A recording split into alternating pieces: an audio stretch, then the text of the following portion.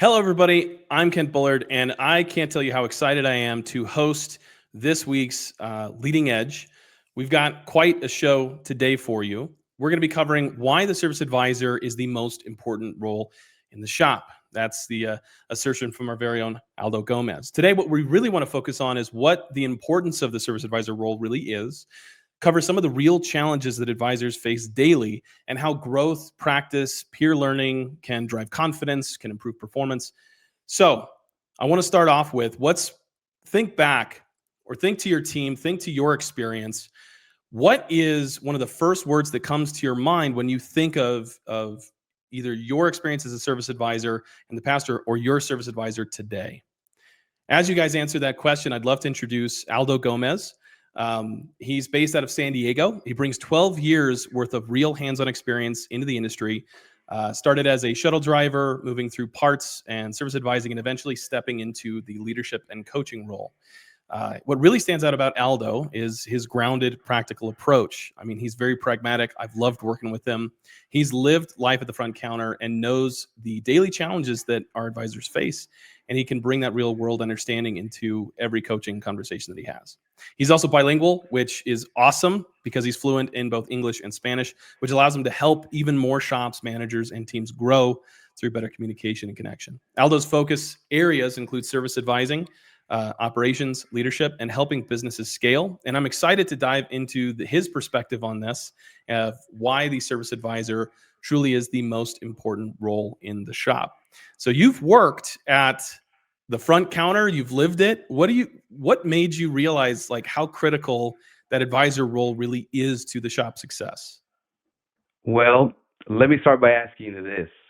Is when something doesn't go correctly with the customer's experience at your shop, who's most likely the person that they're going to turn to of what went wrong? Well, that's the owner, right? Definitely not. Unless your owner is working the front counter every day. If Well, both, we've seen it. A lot of owners tend to try to, they work behind the front counter a lot of the times. But no. It's the service advisor that deals with most of these challenges, face first, so to speak. then that's one of our question-based selling methods right there, right? By asking a question about who would be held responsible or accountable for that, and also by if you take a step back from the service advisor position, you can see that the service advisor is a natural hub of all information. Whether parts are arriving for a job that they're waiting to get done, a technician wants clarification on what's the next step or what they do want to move forward on, the owner asking the service advisor or maybe congratulating the service advisor on a great profit margin that week, or maybe a not so positive conversation of what happened to profit margin that week, or a customer's calling on the phone and that you just did repair work on their vehicle, they're experiencing some kind of issues with the recent repair and they want to talk to you, right? So all of these things that are going on in the environment, you are a hub of information. I like the idea of calling it the hub, right? And you said a few very important things. One, just information on the customer, the vehicle, what's being done on the vehicle. You talked about connection between the customer and the technician and the owner and management of the shop, communication between all of those crucial roles, and also putting out the fires that can happen. Correct. So, what do you believe in your experience? Because we've got really good advisors. We work with a lot of them. We also work with a lot of really great advisors. What do you think separates a good advisor from a great advisor? The good from great would be how much action you take on your own for your own satisfaction of knowing how well or how much better or efficient you want to get at this position. So someone could be really good naturally. Probably what brings you to a lot of good is that you have really great people skills. You have a basic understanding of what you need to do. You're intelligent. However, sometimes that may be okay with you to just be good, to be good at it. However, if you want to move on to great, then there is plenty of resources for you to. You just have that's what separates one from the other, is that one is good is not good enough. Great is what they want to be. Can you think of maybe a time back in the day when you were kind of first in the trenches that, was there an experience or situation that differentiated where you were like, hey, and maybe you look back and go, actually, that was that defining moment where I went from being a good advisor to a great one. It was my eagerness to want to be coached. I started at the when I was in the parts room. I really they would in the parts room, they would these consultants would show up, and then they would meet with each service advisor. And I remember getting a hold of their presentation of how they wanted us to answer the phone. Well, not me, because I was in the parts, but I saw what the service advisors got, and they would leave them lying around, and I would take them and I would practice. I would practice the presentation myself, and I also I also really wanted to be coached by somebody. I saw them come in. I thought about how cool it was to get to learn something at work. So What kind of weird personality do you have? I can't tell you. It is really refreshing. Um, and it's not uncommon actually. I was just at Eurotrain and we had a lot of people there. I got to tell you, the crowd there, they loved learning. And mhm. it was incredible to see the conversations that they were having during lunches and then even into the night. It was all about what the training was involved in, how they can apply it, how they and they were kind of like weighing the pros and cons of the training. And I haven't seen that depth of like understanding from like a holistic shop's perspective. What do you think got you to have that mindset of like I always need to be learning and growing? That's the type of person I am. Like there's a lot of times when I talk to service advisors, there's a lot that's in our control. Like for instance, how we present an estimate. Do we know all the information? Did I begin the conversation in the best way possible? Are all of the variables that aren't really variables that are within my control, am I executing them and uh, doing them properly? And there's things that are out of control, like for instance, when if the customer says no to you, it's possible that you're not going to make every sale, 100% of the sales. What you can control though is your part of it, and by you being aware that some people are just like that, that way you don't get discouraged when things don't go your way, right? It doesn't mean everybody's like that. I would hear a lot of service advisors say things like, don't even bring it up, don't even bother bringing it up to somebody because they never buy anything. That's a big one. They never buy anything. And I learned, well, they don't buy anything from you. That does not mean that they won't be motivated to be helped by me. That was a nice way of saying you're just bad at this. Well, no, And no, maybe because maybe they'll buy from someone else. yeah, like, exactly. It's I don't know that part. I don't know, and I don't study that part. I just know that when people say no to me, also as a service advisor, salesperson, when people say no to me too, because it also happens, I can't ever blame the customer for it. It's not their fault. Well, I think that's such an interesting point. I can't tell you how many times we've had conversations or, we've been speaking with shops where the people run into this excuse engine of all of the reasons why they couldn't do it. And I wrote this down a few times. You've mentioned it 3 or 4 times just in this short period of like one of the things that makes or that differentiates a good advisor from a great one is somebody who takes accountability, kind of like Yes. extreme ownership, right? It's my job. I always have a choice I can make of whether or not I do this or even how I receive the feedback or the mistakes that I make and how I move forward from those things. Am I on point Absolutely. there? Yes, yes. And be clear that as long as you do your part as well as you possibly can, then everything else will work its way out. I'm interested to know because I asked the question in the very beginning here. Those of you who are just tuning in, we're kind of looking at what do you think is a critical um, characteristic that makes or separates a good advisor from a great one, and do you have great advisors in your shop? Let us know in the comments. What are the characteristics you guys find make great advisors? Um, it's funny because as we go through this, I mean, we just had the APG group meeting, and I always love those conversations. We get an opportunity to kind of go through and explore some of those pain points that these advisors encounter, and help them kind of bridge that gap between good to great.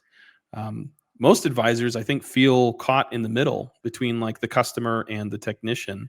What do you think, or what do you see are some of the biggest challenges that they're facing on a day to day? That the service advisors are facing regard with the in their communications with technicians.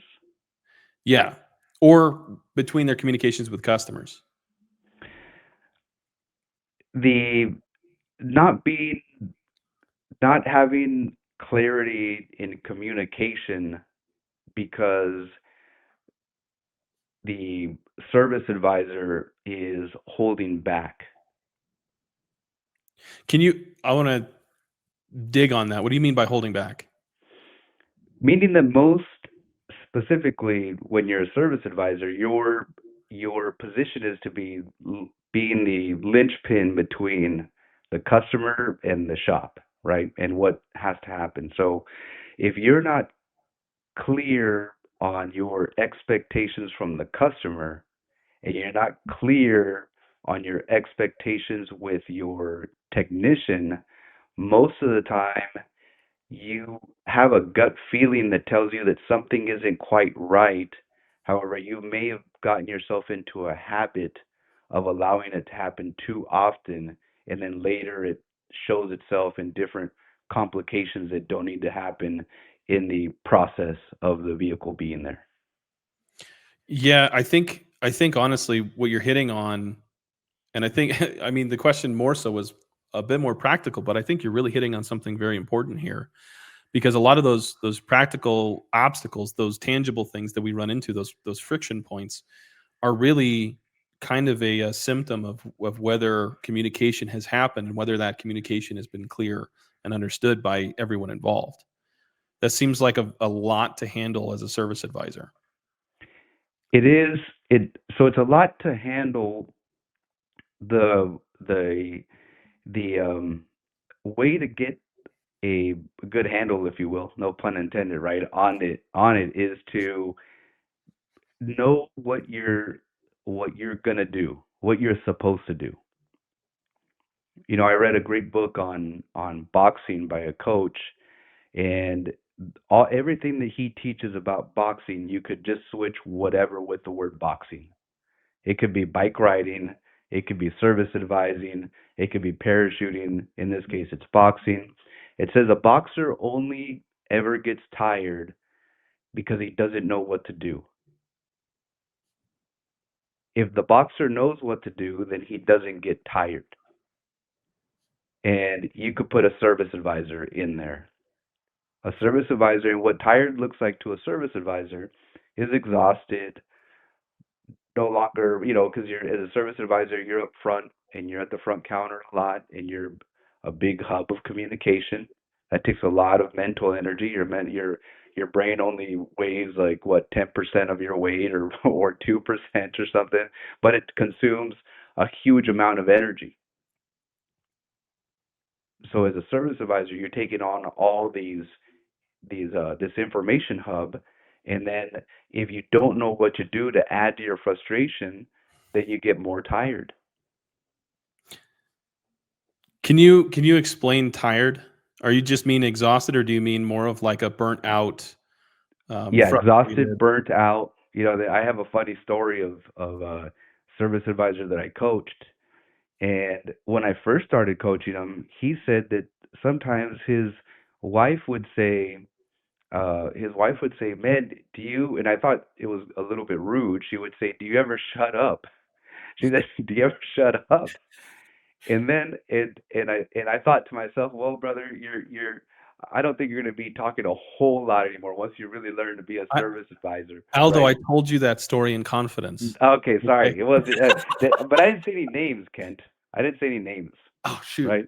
Yeah. So we trained him, or I trained him, and wouldn't you know it, he began talking a lot more to customers, and then about 9 months later, he told me, he said, he said, Aldo, my wife asked me if I'll ever talk again, if I'm ever gonna talk again, right? Because he would service advise all day, and when he get home, because you're an actor when you're a Yeah. service advisor.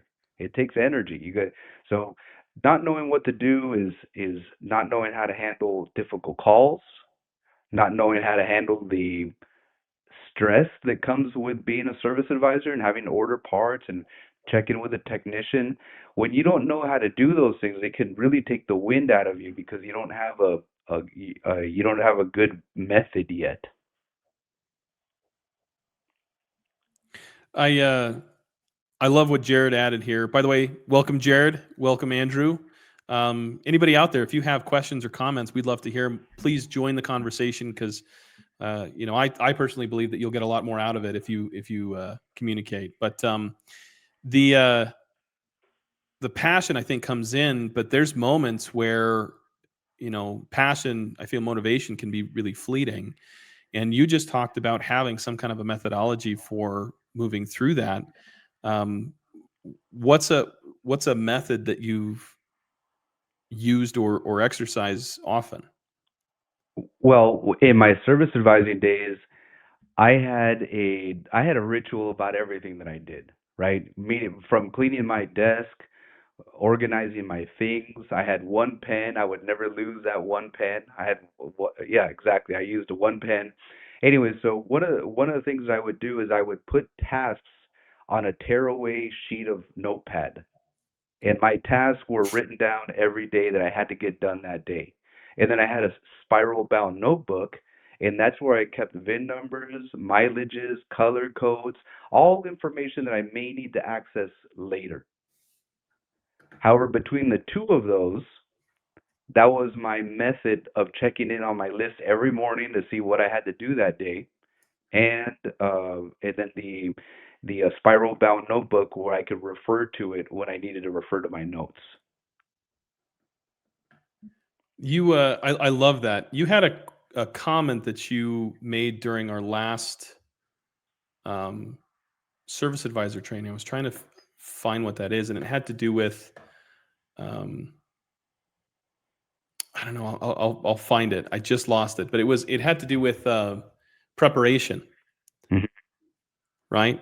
And I think what we're talking about here is a lot of this stuff, communication, the uh, anxiety here, the passion is all about preparation. I mean, exactly what you said is just being prepared for what's going to happen, what we're Mhm. doing, right? So that's one way. How important is preparation, and what are some of the things that you should be preparing on a daily basis? Well, preparation could be something as basic as looking at tomorrow's schedule the day before when you leave that day, or it could be something as consistent as every Tuesday at 2 p.m. review the last 3 days or the last week, right? So even though you're reviewing, you're still preparing because if you're reviewing what has happened, you're going to put notes in there that you need to do in the next week or not. There'll be notes in there from your customers that said something as they were leaving, right? Sometimes they'll say, "Can you make me an appointment for next week or in 2 weeks?" As they're leaving, they may say, "Can you make an appointment for my daughter's car in 2 weeks?" I'll write it down. I can review my notes. So preparing by reviewing your notes because they usually have information that you're going to need to do because we all forget things. Yeah, that's something that, I have a son who's severely ADHD, and I myself am, and that's one of those things where it's like, if I'm not taking that extra step to either put it in my calendar or to make a note and add it to my to-do list or actionizer list, then it's like it will get lost somewhere. And so I've made it a habit to put any kind of a task or a note or any follow-up just in my system. And then it's not on the burden on me to actually have that willpower and energy to remember it. I know that it's in my system that I've created, you know. I want to go back to uh, communication for a second here. How can advisors improve communication between the front counter and the back of the shop? What are some strategies they can deploy? I'm a firm believer in if it's not written down, it didn't happen. That's the first thing I would say is if you didn't write it down, it didn't happen. I can't remember everything, and I don't expect you to remember most things that I tell you unless I write it down. And when you write it down, to receive acknowledgement that whoever has received that information from you has received it from you. Because sometimes it's not enough simply to write it down and just leave it for somebody. You got to make sure that they received it, or if you were working at a shop where you have, and I'm going to be a little bit outdated at this point because I still talk about paper work orders and such, right? So the paper work order is is if you were to write it down on a file folder that hangs out from the wall, you would want to monitor that paperwork that you left in there and make sure that it's moving, that it has moved. So simply write it. You didn't write it down, it didn't happen, and you must make eye contact. I think the best analogy I could use is when I was teaching my son to cross the street after we were bike riding. When he learned how to approach a crosswalk, I said it doesn't mean anything unless you make eye contact, son. Until you make eye contact with the drivers coming towards you, hitting the button and seeing the walk sign is not enough. You must make eye contact. So, Kinda- same thing with the work order. If you write it down, you must get acknowledgement that they received it. I would say that that's not necessarily just a paper thing. I mean, there's countless shops out there that are using digital systems, and it's really, we have a process in place. How well are we using the process? Because a lot of that communication, the stages, the dispatch, all that can be found in like your digital system. It should be there, but whether or not somebody's actually looking there and you see that receipt or acknowledgement from the other member, the technician or what, it's hard to just to make that assumption. And we don't want to make assumptions because assumptions aren't clear communication, right? I actually like what Rod had said. Rod Batar down there, he said most advisors talk too much, and that's counterproductive. And I think, yeah, it's the same thing with, we can over communicate sometimes. We often see service advisors will talk themselves out of a sale, so it's not just communicating enough, but it's also, communicating what's important, not just everything, right? That's correct. Yeah, the and talking too much is typically a condition that is based off of the person talking isn't confident about what they're saying. So there's a great motivator, my mentor motivator of my choice is a man named Jim Rohn from the 80s, and he was an amazing speaker. And he talked about when your level of confidence and your communication, whatever you are saying, should be just the tip of the iceberg of how much you know. I like that. How much you know, because what it's making a reference to is what you communicate is based in what you know. Well, what he's saying is that when you're confident, you really know a lot about whatever subject that is, whether you're a scientist or a service advisor or a doctor or a street sweeper for that matter, that when you communicate to somebody and you're talking about what the issue is or what needs to be done, what you're communicating is just the tip of the iceberg of what you know. So it comes to a confidence problem. So if you have a confidence issue when you're explaining things, that's what usually causes you to talk too much because you're trying to justify something that you don't believe because you don't have confidence in it. So, one of the things that I really like about having those kind of group sessions with the advisors is they get to be a little more vocal on some of these things that they're dealing with. Sure. And it was really funny, because we had one of the members, they stood up, they were bringing their agenda topic, and they asked, "How do I get my my technicians to do what I need them to do?" Mhm. And this goes back to some of those same challenges that we face. And as we're kind of itemizing this, right? Accountability, confidence, communication. Um, Now we have to deal with collaboration, right? So how do you get a technician to do what you need them to do? My method that I think is is is easy enough and it's has really great results is I would start by learning how to really appreciate what the technicians do, to really respect what their job is, what they've learned to do, what they've invested in tools to do. Because when you can learn to appreciate what they do at the level that they do it, they uh, technicians are on their feet all day long and they're touching hot cars and dirty cars, especially when it's raining. They're wet, right? When they're wet, when they're pulling them into the shop. They have to know how to use all these tools, all these computers, work all day. So sometimes when you need someone to do what you're asking them to do, you could start by appreciating what they do. Because needing to do is we're all here as an organization working together to get vehicles repaired and keep our customers happy. So we're all doing what we need to do, but getting people to want to do things for you is a whole different experience. Yeah, I think, when we had that conversation, that discussion, first off, I love the acknowledgement and the appreciation. One thing we don't do enough is like, look, we don't realize we're all on the same team. If the technician isn't able to do what I need them to do, then I can't do my job and we all suffer. And it's the same thing. And we mentioned this. It's like, look, you have to sell, and I hate the word sell because it's not really a sale, but the way that you communicate and that you present to the customer is the same way that you should be communicating with the technician. Here's what's needed, and here's how it benefits you.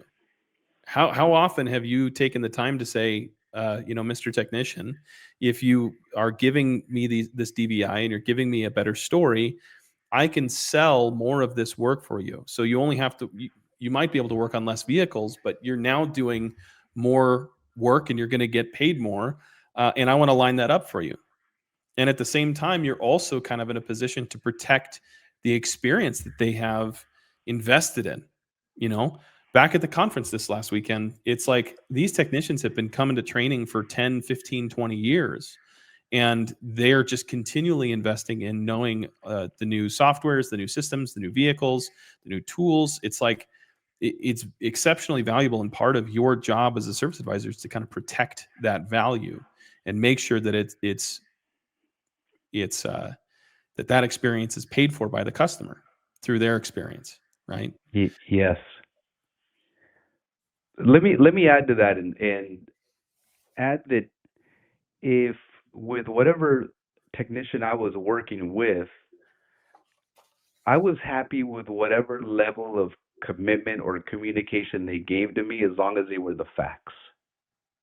If you don't want to write an entire story, then just give me the facts. I can write the story. I'm not concerned about me having to take not even an extra step, but make that step for the technician. I'm okay with it.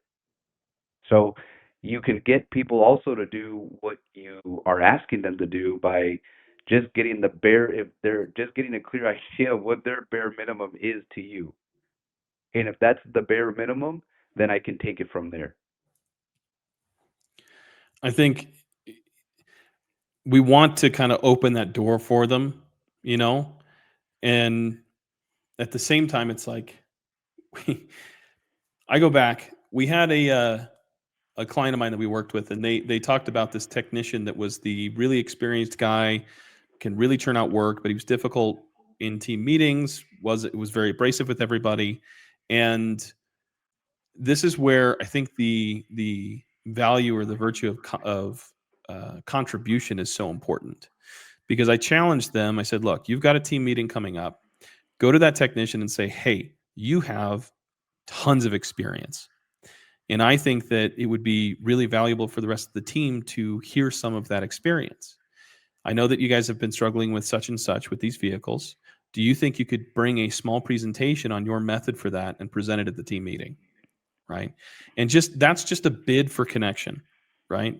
They say often, in couples therapy and all that, what we're really looking for is to not deny bids of connection. So provide as many of those as possible. So I got a call later that day after their team meeting, and it was two of my employees came up afterwards and made the comment, I've never seen him smile. Ah. And it's like, it's such a powerful thing to be like, look, if you want technicians to do what you need them to do, they need to understand how it benefits them, and they need to know that they're contributing to something greater than, that idea of, oh, I just have to deal with this POS today. It's Mhm. more than that. And if we don't talk about what's more than that, then it's hard for them to buy in and to do the things that are they would perceive as, you know, counterproductive, right? Don't have me do this because I just want to work on the car. Mhm. Um, with that, what do you think are, we've talked about confidence, communication, contribution, accountability. What are some of the small habits or disciplines that make the lasting difference for advisors? The My answer to that would be small things that you think are insignificant, like being thorough. Do you put all the information into the data system? It has a space for it. Do you use it? The your your attention to things like greeting people. Are you good at it? Do you practice saying good morning or good afternoon? Do you practice looking uh, jovial at the front counter? And are you really are you representing yourself in the best way possible for yourself? Did you have any little rituals that you would do, uh, that you would prepare for the day, or you did every single day that just were seemed innocuous to others, but to you was pivotal to kind of how you were able to show up every day? Sure. Well, I mean, I exercised every morning before work, right? So I always exercised, and at lunch I would bring lunch. I would never go get lunch. I would always bring lunch, and I would sit at a we had pretty good weather where I live, so I would usually walk to the nearest park, and I would enjoy my lunch, and I would read for a little bit. So just those two things would be are things I did every day that I think made a huge difference in my life.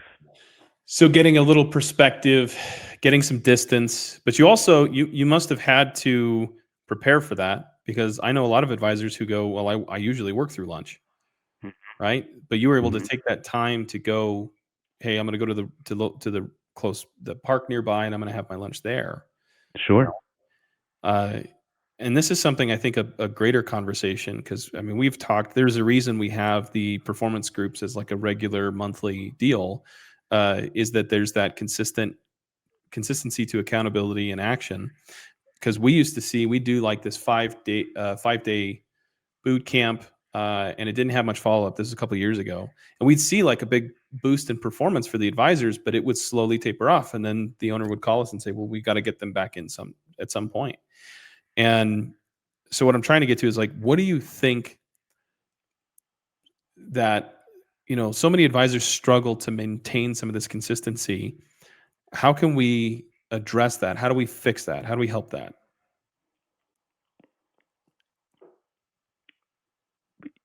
Well, I think the only thing that you can do is offer help and let them know that help is available if they want to change, because you need to want to change for things to change.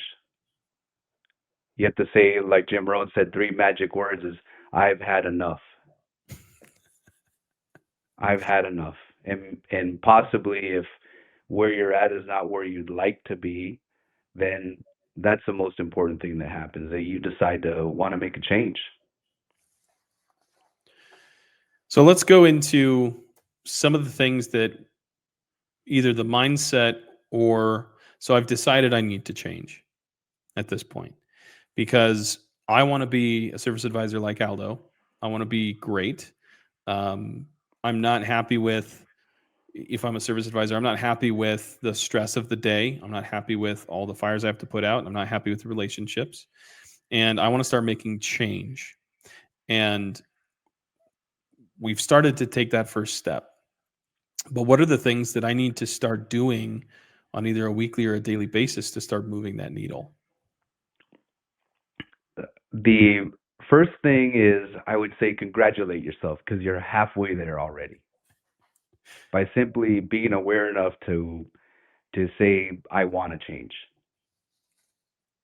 You're already halfway there because you're aware of it.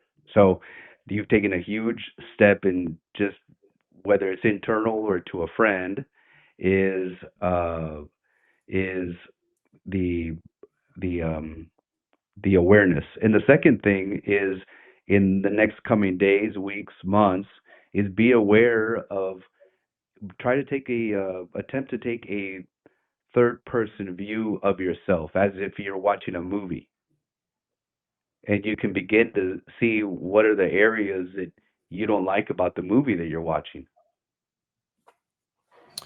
I like that. So what you're doing is, hey, awesome. So happy I made the decision to improve.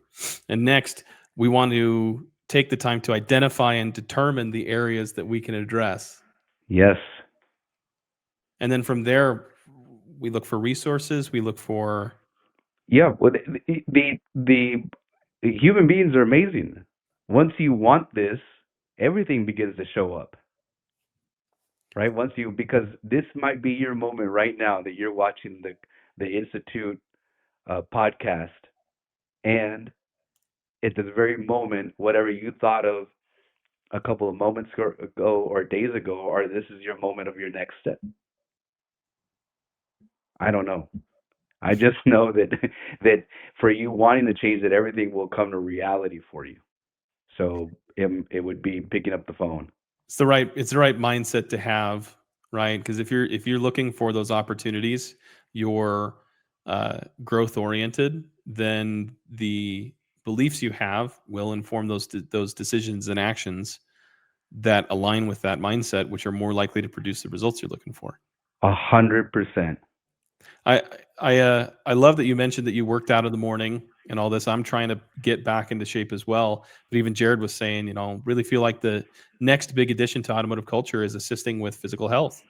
I actually know of a few shops who have workout groups um, where they all get together and they exercise and they keep each other on track for good health, good diet.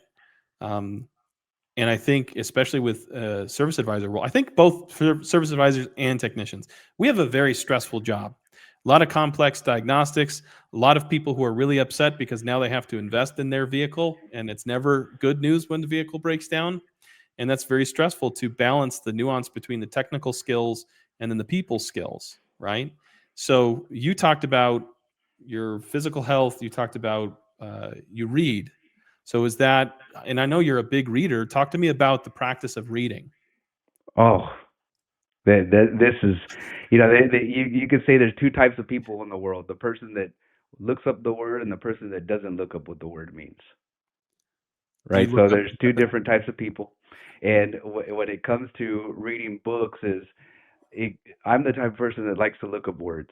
So if anything, there's so much happening when you're reading, because you're reading, you're taking in the information that you need. Your mind is working to make all of this, to put all this together for you.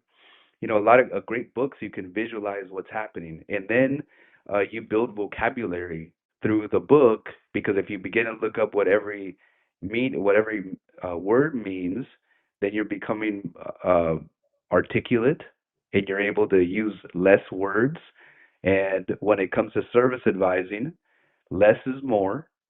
I always teach basic concepts, right? Just what the part does for the car, what happens if you don't replace it, and not being too complicated about it. Well, you need a good handle on vocabulary in order to make that more possible.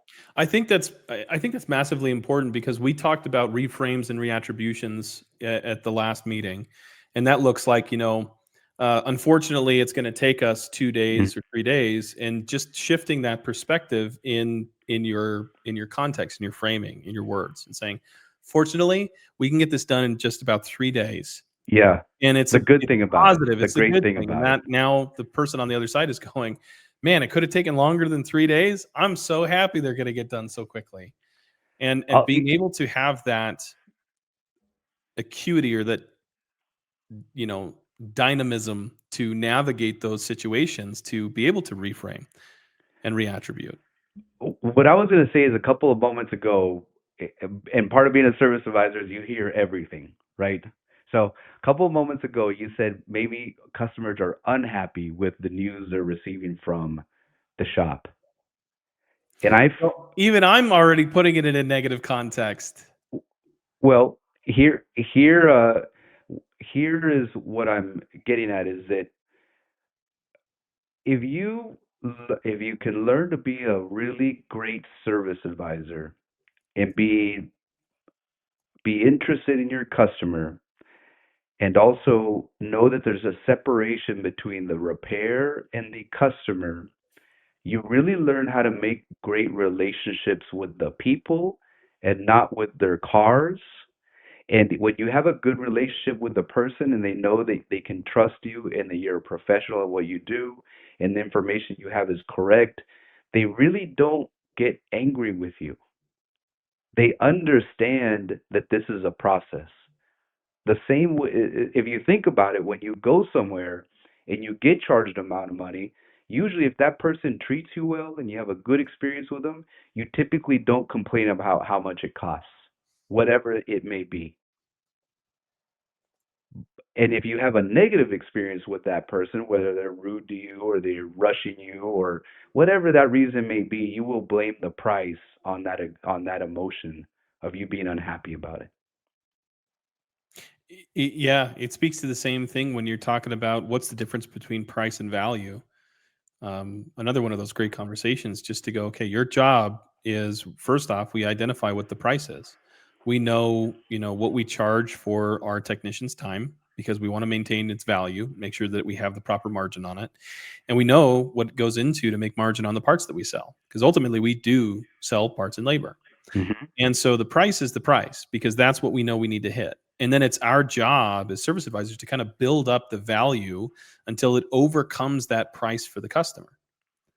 And having that, I love that. One, I think the physical health leads into mental health, right? If your body is functioning properly, that means that you've probably got more clarity up here, more headspace, right? 100%.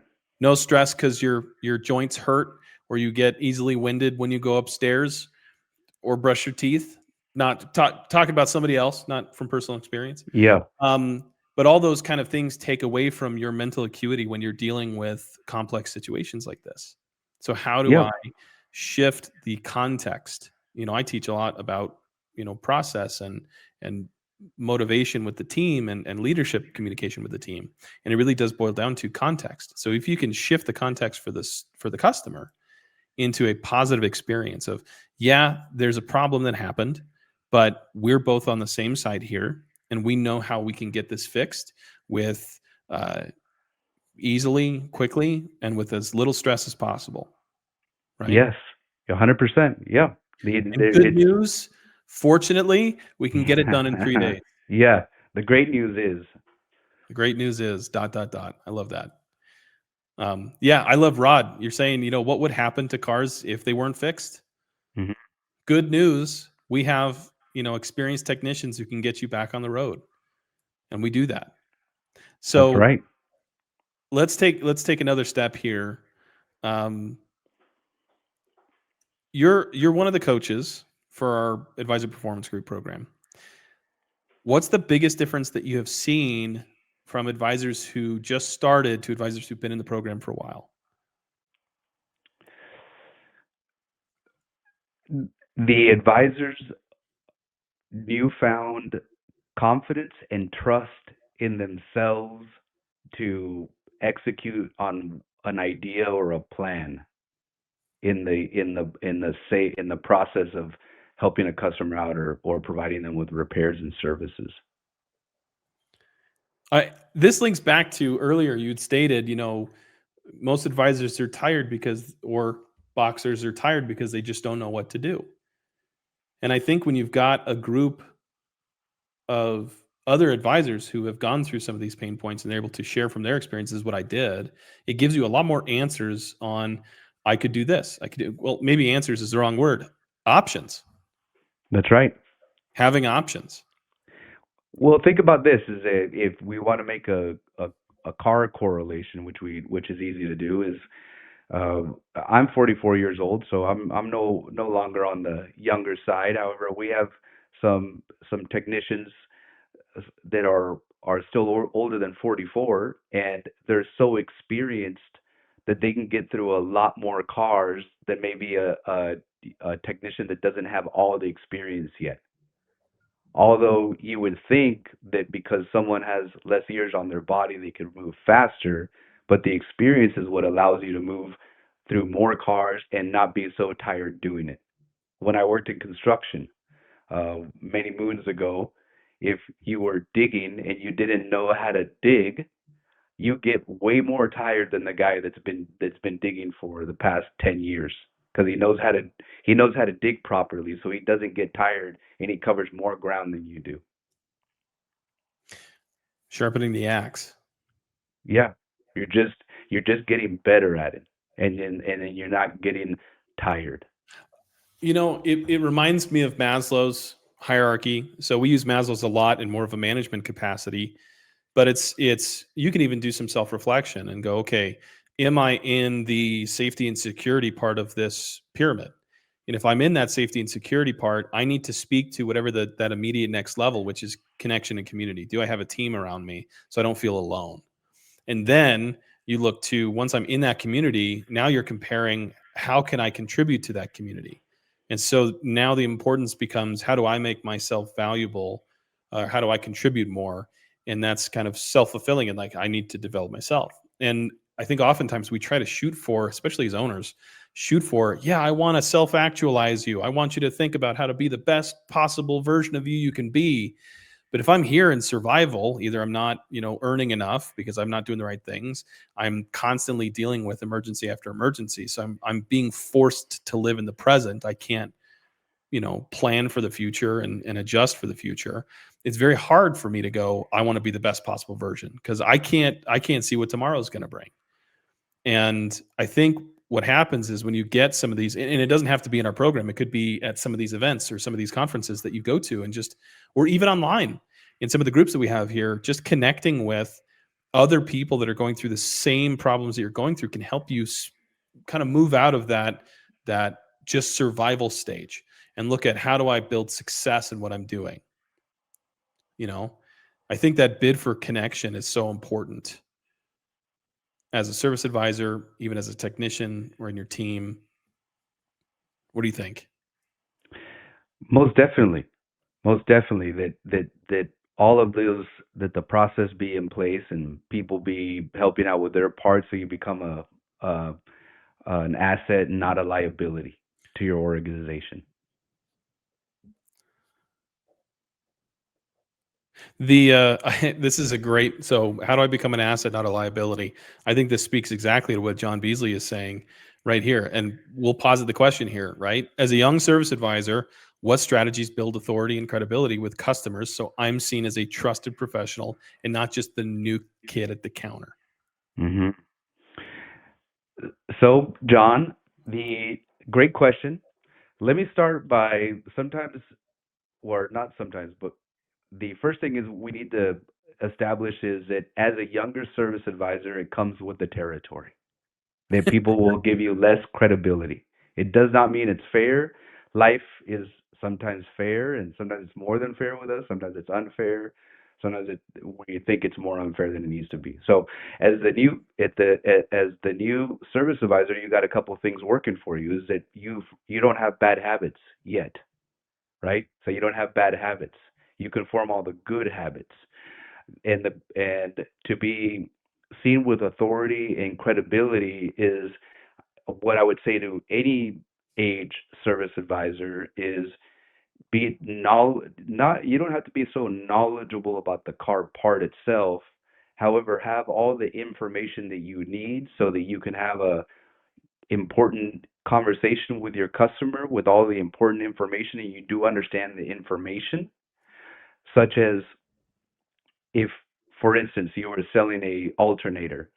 You don't really need to know how an alternator spins and how it has magnets and copper that create electricity, but you may need to know that there's a reading that the technician noted that said it should be charging at 14 volts and this one's charging at 12.8. That you do need to know. And with that kind of basic information that gets the point across, you'll get credibility. However, again, having less credibility just comes with the territory of being a younger person. You can be okay with that because that's okay. And just do the best job that you can. And remember that the person on the other side of the counter is a human being just like you. And they were also younger X at whatever they were. And nobody appreciates something that you can really lean on because you're a younger technician or service advisor, sorry, is you can really lean on your eagerness and your want to help people. They'll forgive you for a lot of things as long as you're really eager and wanting to do the best that you can. This is one of those things we talked about, over dinner and double fried mozzarella sticks was, uh, one of the advisors, she had said that she felt really anxious being on the spot, a little newer, didn't know quite the technical aspect of it. And we kind of landed on it really isn't, it's almost freeing to get to the point of understanding where it's like, look, it's not about me. It's not about you as a service advisor. And that is so freeing in the context that you don't have to be the expert. You have experts behind you in those bays working on those cars. And your job really is to facilitate the solution for the customer. It's not about you as a service advisor, it's about the person in front of you. Being able to hear them, being able to listen to them, being able to facilitate the solution for them and communicate those expectations ahead of time. It has nothing to do with you. And so you can kind of take that pressure off yourself as a new service advisor. Just don't think about it because you've got the expertise. I mean, that's Mhm. how I've done a lot of this. I'm very young, but I get to lean on the expertise of all of the experienced coaches who've got, you know, 20 years on me, right? I don't necessarily have to know all the answers. I can always go find the right answers because I know how to do that and I can facilitate the solution for you. Yes, You know, absolutely. we're getting up at that time. If anybody out there who's listening has any questions for us, obviously we're going to repost this. You can ask those questions down in the comments below, and we'll keep track of that and keep answering questions for you. I urge you right now, if you have questions, go ahead and post them now so we can answer them while we're live. But I want to kind of wrap with a few things. So we're starting our advisor roundtables for the performance group program. So that'll be an online roundtable for service advisors. Aldo, why is that so important to kind of have those touch bases? The the more that you get, the more practice that you get, and the more information that you receive, only makes you, only will help you in your journey to getting to wherever it is that you're going. See, if you, some people will go to enough events where they're okay with it, and that's as many events as they need to go to. There's other people that go to all the events that they can for the rest of their life because that's where they're going. And I would say if you're anywhere wanting to feel more comfortable or more confident or answer weird or strange questions that you're not used to, or get a better way to uh, uh, encounter with your customers when there's a disagreement, or the best way to sell or provide the help the customers see the value in what you're proposing, then this is the class for you, or the roundtable The event. roundtable, yeah. But speaking of classes, we actually do have our service advisor intensive. It's 3 days of advisor training coming up December 11th through the 13th here in Ogden, Utah. And just a quick aside here, this really is we pinpointed the 8 main modules that a service advisor needs to know in order to do things like improve their confidence, to gain more of your best customers, to increase your profitability, to convert more work, to complete more work. I mean, we cover all of the position of a service advisor in that workshop or that intensive. And if you are looking for more information and how to do that, I'd love to recommend that. You can check it out at wearetheinstitute.com/service advisor intensive. And we'll probably, Elena will post the link here. But I want to ask you this, Aldo, to kind of finish us out, because we do have a lot of advisors that reach out. And I want to say, what do you wish? Because ultimately, as leaders, because I'm a business owner, what do you wish more shop owners or leadership understood about supporting their front counter?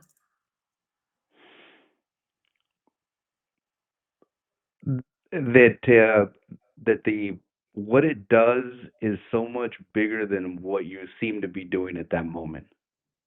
That the support may come in a small way, or a what you think is not even worth doing because it's insignificant. It's like dropping a pebble in a pond. You don't know how far out it's going to go. I love that. That one of our advisors actually mentioned that raindrops make oceans. Correct. I think And that totally leans into that. we have a question. Can we answer it? We do. Hi, we've got a Mercedes Sprinter nerds that demand technical questions. How would you advise to speak that lingo with them as an advisor? Thanks. Thank you, John Iverson. Oh, it says it's Timothy, right? Oh, So Timothy. Timothy, Thank you, yeah. Tim. Thank you, Timothy. So the